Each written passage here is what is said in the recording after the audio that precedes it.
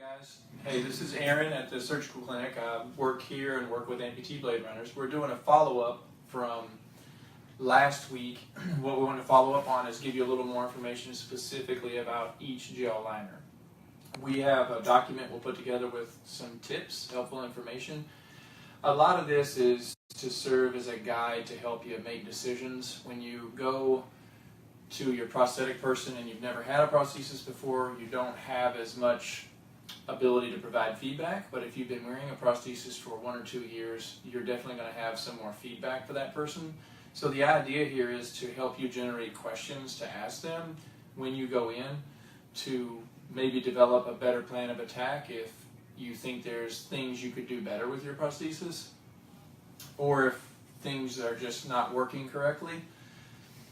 So there's 3 main categories of all these gel liners. There are about 5 major manufacturers that make gel liners. All 5 of them make gel liners of various types, but all of them are going to have some type of gel, rubber, compound, however you want to refer to this.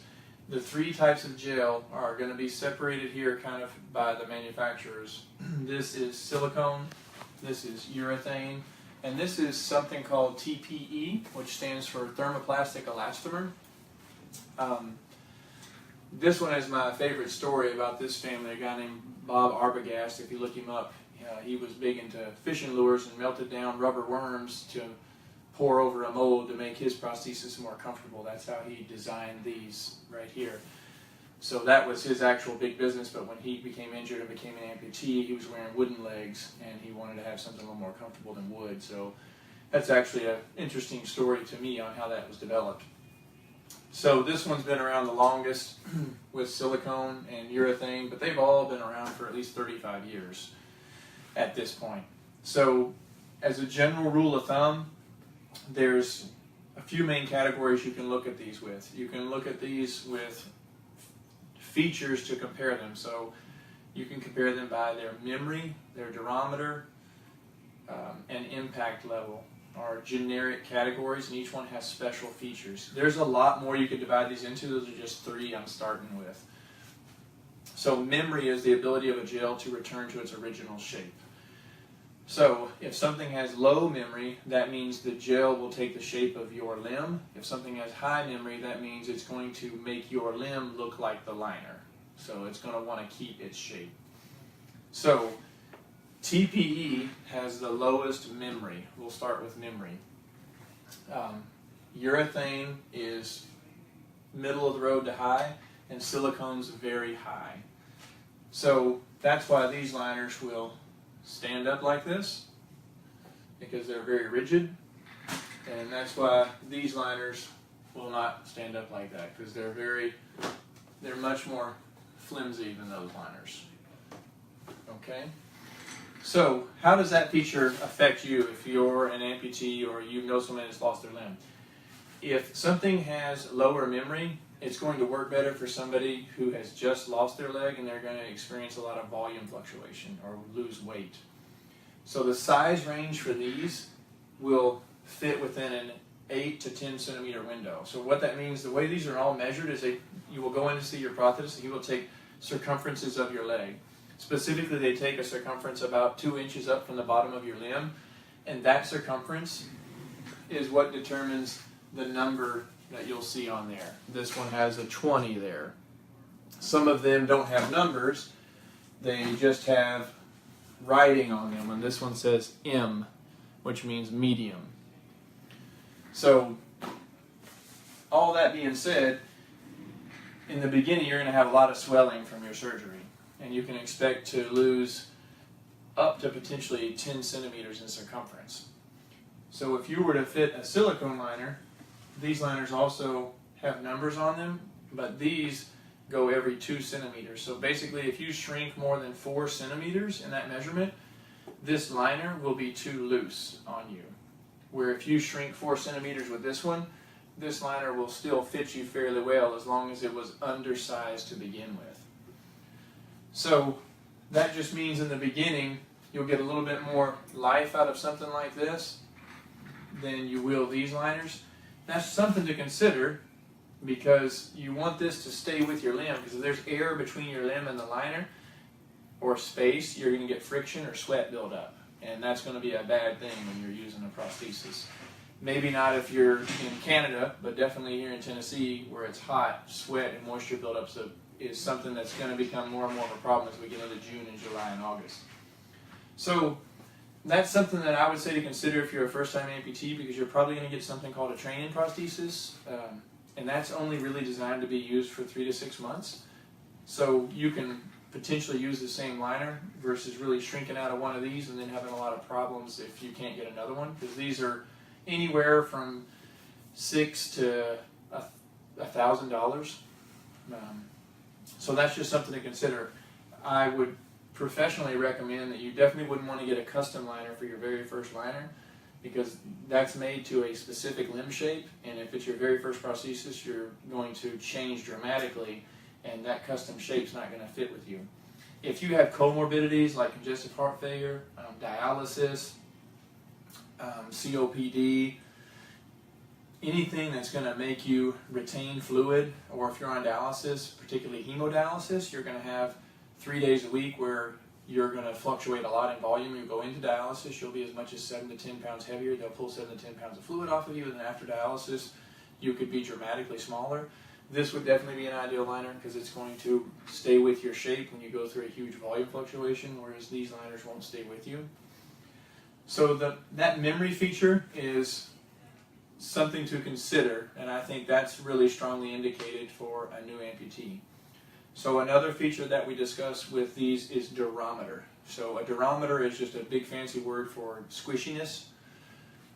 That is rated on a scale. There's a lot of scales for durometer. One scale used goes from 0 to 100. 0 would refer to liquid water, no consistency at all. 100 would be something along the lines of concrete, so it would be completely solid. These range a lot. Now, durometer is a variable to consider for your limb, so I try to help patients understand this by using an analogy of shoes. So women walking on high heels put a lot more force on the floor than a man or a woman walking in tennis shoes. So if you have a really bony limb, that's kind of like a high heel putting force into one of these liners. So you need something with a really high durometer if you have really prominent bony prominences. Durometer is also something to consider if your limb is short. So there's an old formula called pressure equals force divided by area. So if you are a 200-pound amputee and you have a 4-inch below the knee limb, 4 inches of tibia, you're going to put a lot more pressure on you than if you were to have a 12-inch limb. You will have a lot less pressure because you're spreading the same 200 pounds out over 10 inches instead of 4 inches. So you're roughly making 3 times the force. So the shorter your limb is, the higher durometer you need. The more you have a bony prominence, the higher durometer you might need. So those are things to think about with durometer. You can say your weight is a factor too, but the weight has to be considered as one element of the whole picture, and the whole picture being bony prominences and length of your limb. Just because you're a large person won't mean that you would have to have a high durometer if you had a longer limb. The other function that I would say is your fourth variable for durometer is your activity level.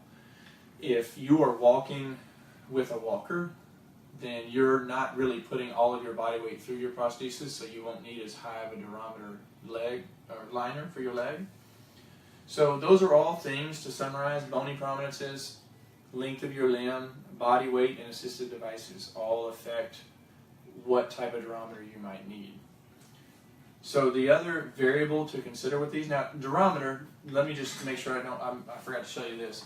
These TPE liners on that scale of 0 to 100 go from about 15 to 30. So they're very squishy. You can kind of tell what I'm talking about if you have a liner. If you take your fingers and try to pinch them together, if you can feel you pinching the other side of your thumb, it's probably a pretty low durometer, because these liners you would not be able to feel that force.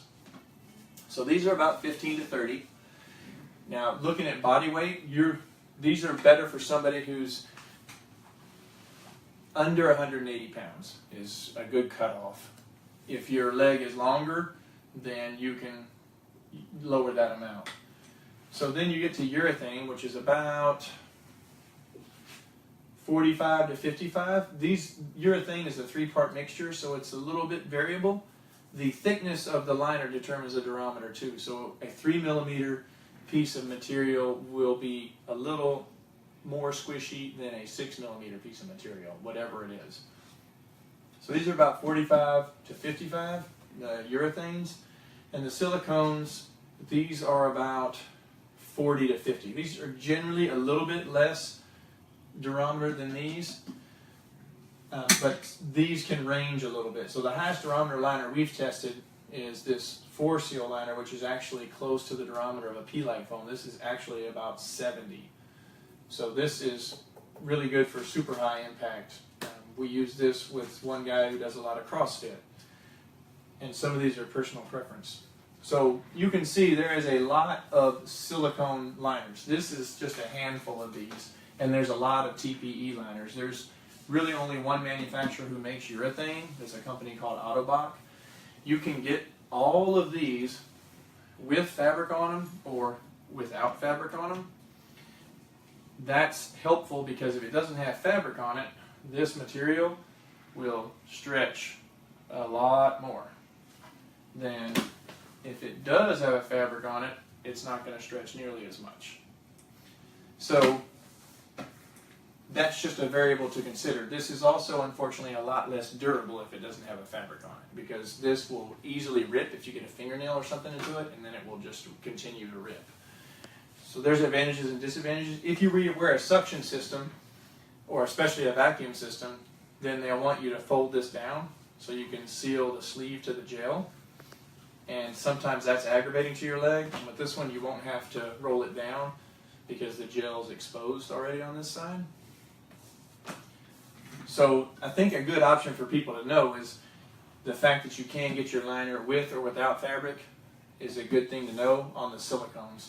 On TPE, they all have fabric on them except one liner, and it's not very durable liner, but it's made by Alps too. We could show you that one, but it's it's about a 12 durometer, so it's really, really squishy. It's very rare that that's used. So I think that's an important variable for people to know, is that you can get a fabric, and there's a lot of different fabrics, because the fabrics will affect how the gel works. Now what I mean is this one manufacturer here has a fabric that is sewn vertically and horizontally. I don't know if you can see the little stitches in there. These actually go this way and this way. And then this fabric is only sewn this way, like an accordion, so that you can bend your knee. This is made for below the knee limb, so that when you bend your knee, this stretches real easy. So this section right here is real stretchy. But if I take this same section right here and try to stretch it, it won't stretch. So it's nice because the rest of this is supportive, except right around your patella, which lets your knee bend a little easier. Now that doesn't mean you should use this liner. I'm just saying that's another feature of a liner that might be helpful for you. If your limb needs more stability, the same company makes 4 different fabrics, and this fabric doesn't move much at all the way around. So there's advantages and disadvantages to a lot of these.